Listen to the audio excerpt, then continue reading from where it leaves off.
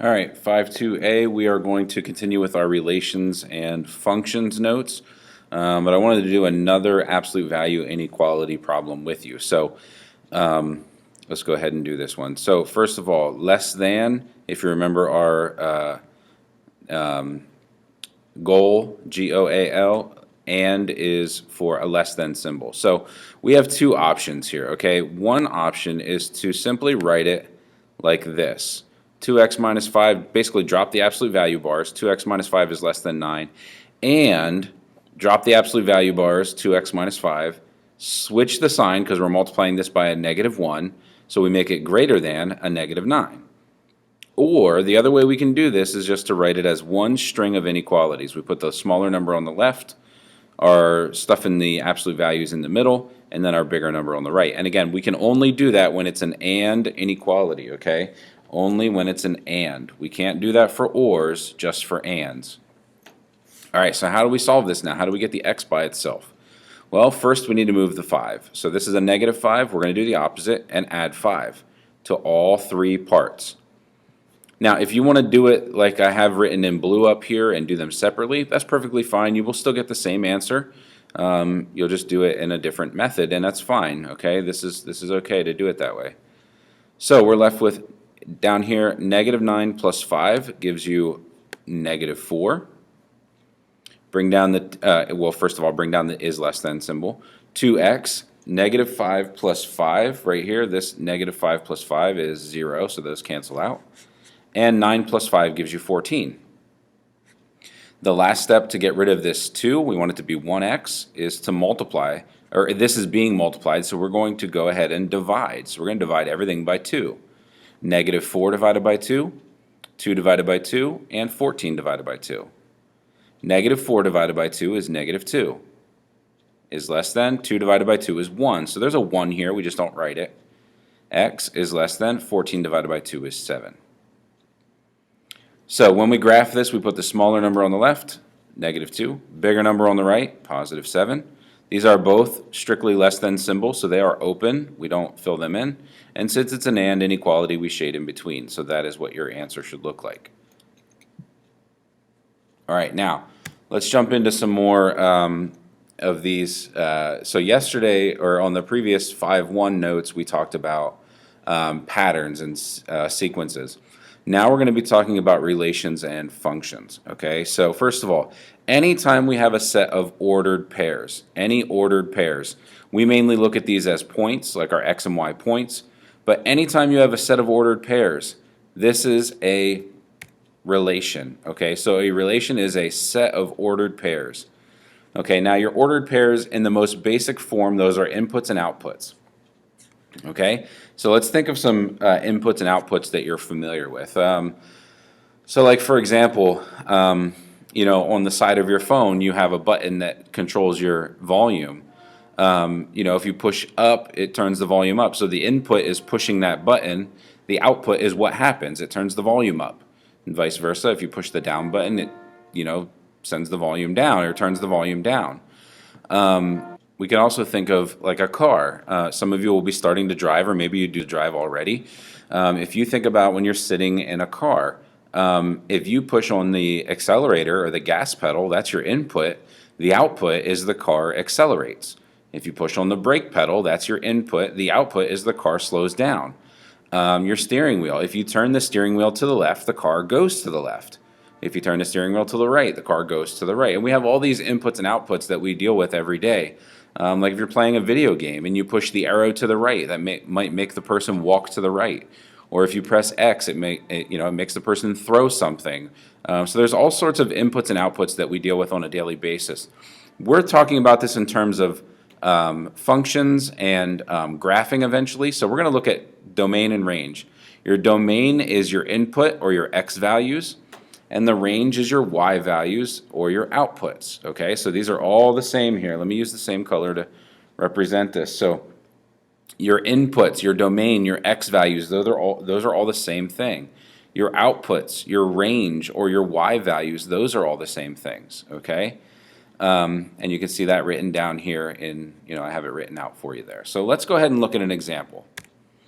What is the domain and range of this relation. Remember, every set of ordered pairs is a relation. So we're going to do domain in blue, and we're going to do the range in red. So let me change my colors up here.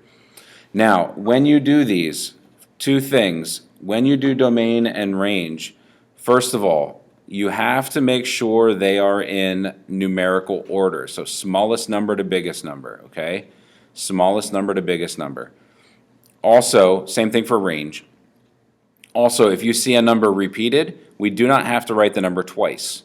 Okay, so if there is, like, let's say there were two 15s, we wouldn't write 15 and 15, okay? If that number is in the domain, it's in the domain. You don't have to write it twice, okay? So the domain is all of our x values. So all of your x values are all your inputs. These are all the first numbers that show up in your points. So we're going to list them from least to greatest. So 15, 16, 18, and 21. The range is all of our y values. Okay, those are all the second values that show up in a point.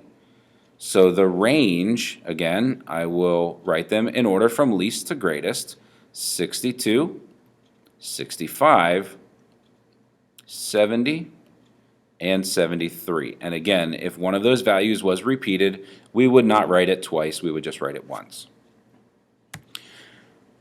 So here again, we're looking at the same thing. Now we're just being specifically asked about the range.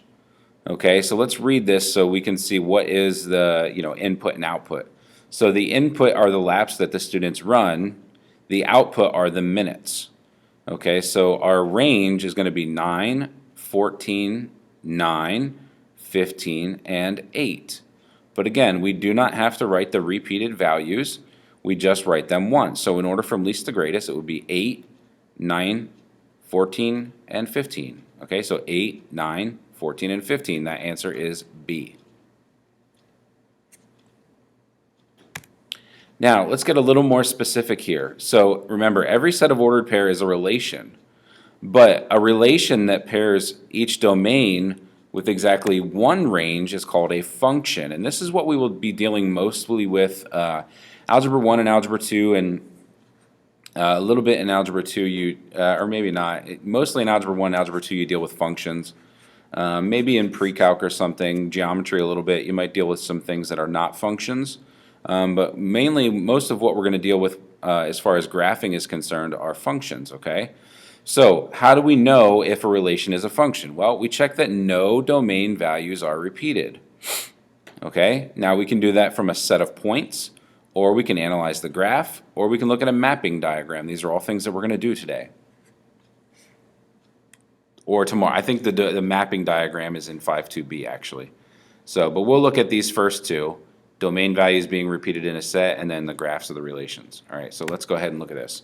Oh, first of all, when we do the graph, when we're looking at a graph, we're using the vertical line test. Okay, so anytime we have a graph, we use a vertical line test. A really good instrument for you to use to represent a perfect vertical line. Okay, a really good instrument, a really good tool for you to use to represent a perfectly vertical line is your pen or pencil. Okay, that is a perfectly straight line that will be a good thing to use when we're doing this. So I just have this little line drawn here to represent my pencil. So what we're going to do is we're going to take our pencil and we're going to lay it down on the graph, and what we're going to do is we're going to see, does this line, I'm going to change the color of this to make it stand out a little bit here. Let's go with, well, the graph's kind of purple there. Let's go with this green. So if I take this thing that's going to represent my pencil, if I move this over the graph, can you find one point where it hits the graph twice? And your answer should be yes. You see how I move it around here, and it hits the graph twice at a bunch of different points. It hits the graph twice right here at 1, at 1.5, 1 3/4, at 2, 2.1, 2.2, 2.5.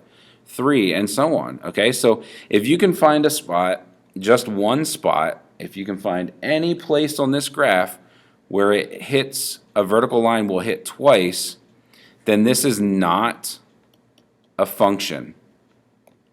Okay, not a function. If your vertical line, okay, my vertical line here, let me change the color of this so it will stand out a little bit. We'll change it to this green. That seemed to work pretty well. If I can find one spot on this graph where it hits twice, it is not a function. So if I move my pencil back and forth, I'm like, okay, it doesn't really look like it's hitting any spot twice here. So since I can't find anything, I can't find any spot on this graph where this pencil or perfectly vertical line will hit twice, then that means, whoops, excuse me, that means this is a function. So yes, it is a function. Okay? Let's look at this one now. I don't necessarily have a graph, more or less I just have a collection of points that are plotted on a coordinate plane, okay? So if I have a bunch of points plotted here, it's the same process. Can you find one spot where your pencil will hit two of these points? What do you think? If I move this here, do you think there are any spots where this line will hit twice? And yes, right here is one. Okay, so right there, if I put my pencil there, you can see that the pencil hits the graph right here at this point here and also this point down here. But then also, if I take and I slide this over here, let me slide it there, oops, slide it right there, you can see that there's another spot here that fails. So that hits 1, 2 points right there. Okay, you don't need both of those options, you just need to find one place where it hits more than once to determine that it is not a function. Okay, this is not a function. All right, now this is where we get into some of the tricky stuff, okay? But remember, we're looking for two spots where it hits the graph exactly 2 times. So can we find that? Let's see. Let's see what we got here. Come on, there we go. So if I move it, okay, there's one spot, it still only looks like there's one spot, and then we get over all the way over here to 3, and we're like, I'm not really sure. This kind of looks like it hits 2 spots. But remember, this is included, but this open circle is not included. Okay, so these ones are the ones that are a little bit tricky when it hits the spots where it's a closed circle and an open circle. And we can see here that because one is closed and one is open, that this is a function, okay? If they were both closed, it would not be a function, but this is a function. Okay, this one is a function. But again, like I said, if this circle down here was filled in, if this was a filled in circle, then it would not be a function. Okay, so let me show you what I'm talking about here with this one. First of all, this is definitely a relation because they're all relations, and it says right here it's a relation. But we want to know, is it A, B, C, or D? We want to know, is it a function? So right here, this hits 2 open circles. So that one doesn't cause it to not be a function.